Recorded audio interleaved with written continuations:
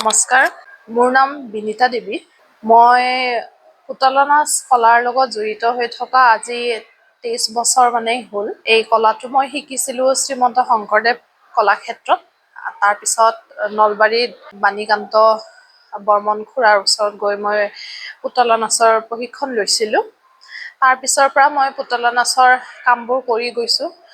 Ministry of কালচাৰৰ আণ্ডাৰত বিভিন্ন স্কলাৰশ্বিপ ফেলোশ্বিপো পাইছোঁ। বৰ্তমান পুতলা নাচৰ এই বিষয় লৈ গৱেষণাও কৰি আছোঁ। আৰু এই পুতলা নাচ কলাটো লৈ মই ভাৰতৰ বিভিন্ন ঠাইত পুতলা নাচৰ প্ৰদৰ্শনো কৰি আছোঁ। যেনে দিল্লী, কলিকতাত, পৰ্ট ব্লেয়াৰত, আমাৰ ইয়াতে শ্বিলঙত। তাৰ লগতে অসমৰ বিভিন্ন ঠাইত পুতলা নাচৰ প্ৰদৰ্শনী কৰি আছোঁ। মই সূতা পুতলাৰ লগতে লাঠি পুতলা, হাত পুতলা, ছায়া পুতলাৰো প্ৰদৰ্শন কৰোঁ। এতিয়া সূতা পুতলা হৈছে আমাৰ অসমত পৰম্পৰাগতভাৱে প্ৰচলিত এটি লোকনাট্য কলা। আৰু ইয়াৰ লগতে সূতা পুতলাৰ লগতে কোৱা হয় যে ছায়া পুতলাৰ প্ৰচলনো আমাৰ অসমত আছিল। শ্ৰীমন্ত শংকৰদেৱে তেখেতৰ বিভিন্ন লিখনিত তেখেতৰ আদি দশমত আমি দেখিবলৈ পাওঁ যে তেখেতে ছায়া পুতলাৰ কথা উল্লেখ কৰিছে। তেখেতে কৈছে গোপীক নাচন্ত যেন ছায়া পুতলাক। এই ধৰণে তেখেতৰ বিভিন্ন লিখনিত আমি ছায়া পুতলাৰ বিষয়েও পাইছোঁ।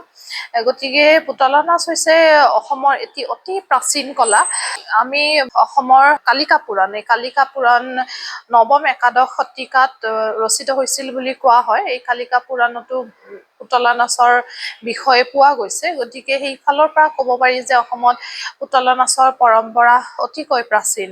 ভাৰতবৰ্ষত আজিৰ পৰা 5000 বছৰ আগতে হৰপ্পা মহেঞ্জোদাৰো সভ্যতাৰ সময়তেই পুতলা নাচৰ প্ৰচলন আছিলে। কাৰণ তাতে বিভিন্ন সময়ত বিভিন্ন খনন কাৰ্য যিবোৰ চলি আহিছে, এই খনন কাৰ্যত বিভিন্ন ধৰণৰ পুতলা টেৰাকটাৰ পোৰা মাটিৰ বিভিন্ন পুতলা পোৱা গৈছে। আৰু সেই পুতলাবোৰ সূতাৰ জৰিয়তে সেই পুতলাবোৰ সঞ্চালন কৰিব পাৰি। গতিকে সেইফালৰ পৰা আমি ক'ব পাৰোঁ যে আজিৰ পৰা 5000 বছৰ আগৰ পৰাই পুতলা নাচৰ পৰম্পৰা ভাৰতবৰ্ষত চলি আহিছে। আৰু বিভিন্ন পণ্ডিতসকলে, বিভিন্ন গৱেষকসকলেও ক'বলৈ বিচাৰে যে ভাৰতৰ পৰাই পৃথিৱীৰ বিভিন্ন দেশলৈ পুতলা নাচৰ প্ৰসাৰ হোৱা বুলিও কোৱা হয়। পুতলা নাচৰ বিভিন্ন ধৰণৰ গুৰুত্ব আছে বৰ্তমান সময়তো। সেইকাৰণে বোধ কৰোঁ এই কলাবিধ এতিয়াও মৰহি যোৱা নাই, বা এই কলাবিধ এতিয়াও নতুন প্ৰজন্মই নতুন ধৰণে বিভিন্ন গৱেষণা কৰি এই পুতলা নাচক বিভিন্ন ৰূপত ন-সাজেৰে আধুনিক ধৰণে ইয়াক বাহিৰলৈ ওলাই আনিছে।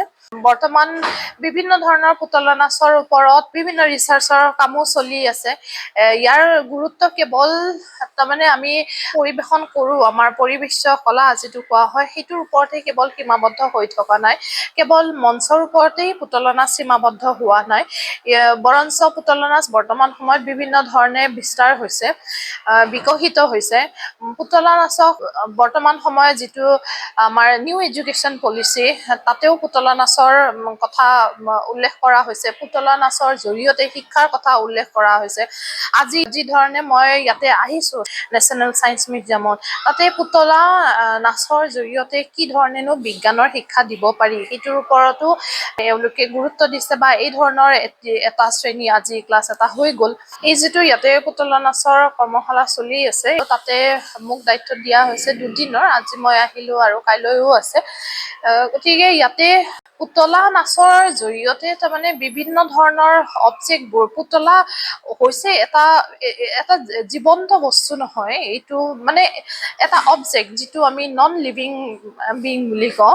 নন লিভিঙক আমি কি ধৰণে লিভিঙলৈ আমি ট্ৰান্সফৰ্ম কৰিব পাৰোঁ, ইয়াতে কি ধৰণে আগৰ পৰাই কি ধৰণে বিজ্ঞান সোমাই আছে, কি ধৰণে সূতাৰ জৰিয়তে আমাৰ মোচনৰ জৰিয়তে আমাৰ যিটো বডি ফৰ্চ আছে, সেই ফৰ্চৰ জৰিয়তে কি ধৰণে সেই পুতলাবোৰ এটা বেলেঞ্চত পুতলাবোৰৰ সঞ্চালন কৰা হয়, এই ধৰণৰ কিছুমান কথা ল'ৰা ছোৱালীক কোৱা গৈছে। আৰু ইয়াৰ লগতে যিটো ছায়া পুতলা, সেই ছায়া পুতলাত কি ধৰণে বিজ্ঞান জড়িত হৈ আছে, ছায়া কি ধৰণে ক্ৰিয়েট কৰিব পাৰি, কি ধৰণে ট্ৰান্সপাৰেণ্ট বা ট্ৰান্সলুচেণ্ট বা অপেক কিছুমান অবজেক্টত কি ধৰণে শ্বেডোবোৰ আহে, কি ধৰণে ছায়াবোৰ আহে, সেই ধৰণৰ কথা কিছুমান ল'ৰা ছোৱালীবোৰক কোৱা হৈছে আৰু তাৰ লগতে ল'ৰা ছোৱালীবোৰে বিভিন্ন ধৰণৰ চৰিত্ৰবোৰ তেওঁলোকে ইতিমধ্যে তৈয়াৰ কৰিছে সেইবোৰ তেওঁলোকে কাইলৈ পাৰফৰ্মো হ'ব আৰু বিজ্ঞান ৰিলেটেড কিছুমান ধৰক পখিলাৰ লাইফ চাইকেলৰ ওপৰত ভেকুলীৰ লাইফ চাইকেলৰ ওপৰত তাৰপিছত যিটো আমাৰ চন্দ্ৰয়ান হৈ গ'ল সেইটোৰ ওপৰত তেনেকুৱাকে বিভিন্ন ধৰণৰ তেওঁলোকে বিষয়বস্তু লৈছে আৰু সেই বিষয়বস্তুৰ ওপৰত কাইলৈ পৰিৱেশনো কৰা হ'ব আচলতে বিজ্ঞানৰ জৰিয়তে এতিয়া সৰু সুৰা বস্তু এটা তৈয়াৰ কৰিলেও তাতেও কিন্তু মানে কলা সুলভ দিশ এটা সোমাই আছে গতিকে সেইকাৰণে বিজ্ঞান আৰু কলা ইটো আনটোৰ পৰিপূৰক ইটো নহলে সিটো নহয় সিটো নহলে ইটো নহয় খুব মানে ভাল লাগিছে খুব ধুনীয়া এটা ৱৰ্কশ্বপ এটা হৈছে